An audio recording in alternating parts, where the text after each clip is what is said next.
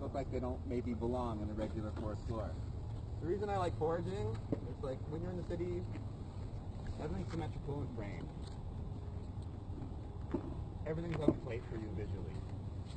As a species, we existed for, let's just say for argument's sake, 40,000 years. As our present state, 200,000 longer, running through an asymmetrical forest where nothing's framed, although everything's chaotic, although everything seems to fit. Our eyes are trained to pick out. Our eyes are trained naturally and want to pick out irregularities within a chaotic forest. After a little while, it doesn't take long to spot something that looks a little unusual. It's quite far away. It's amazing how fast you'll see maybe a slight color differentiation in the forest floor, the leaves that are in the forest. Let's take a walk this way, and we'll head down towards the river and see what we find along the way. Now.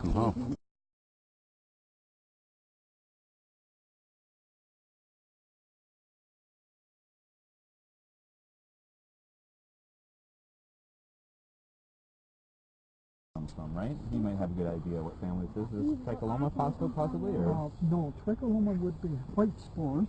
See, this one has the pink spores. Okay. Spore print. Yeah, you can see it overlapping, right? When it overlaps, you always look for the spore color. Right. Two things you need, spore color and gill attachment, like Alex said.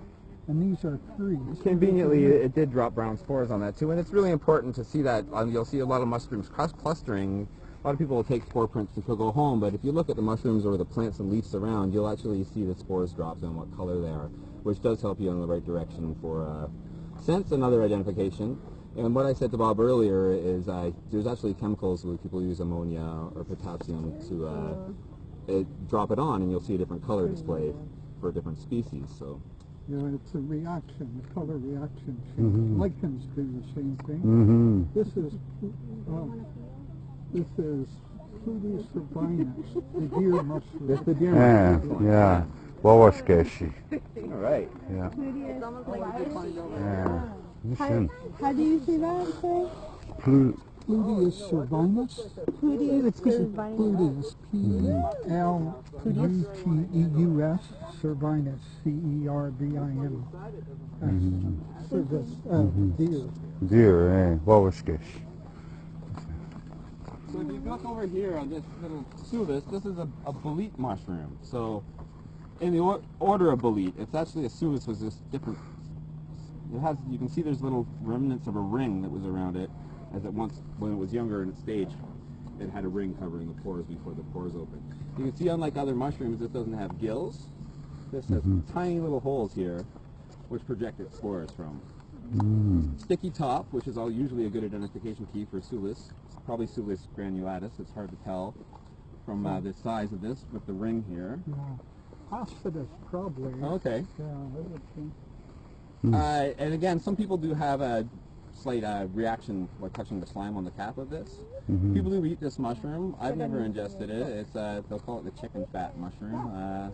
Keep in mind this is a nature preserve, so everything we find stays here, right, in the forest. If we find, I'm not going to pick any mushroom that's in its hasn't spored out. If it's on the ground here and has already spored out, we can just put it back in because they not only reproduce from the spores, they can reproduce through cloning through the tissue at the base of the spore as well. So.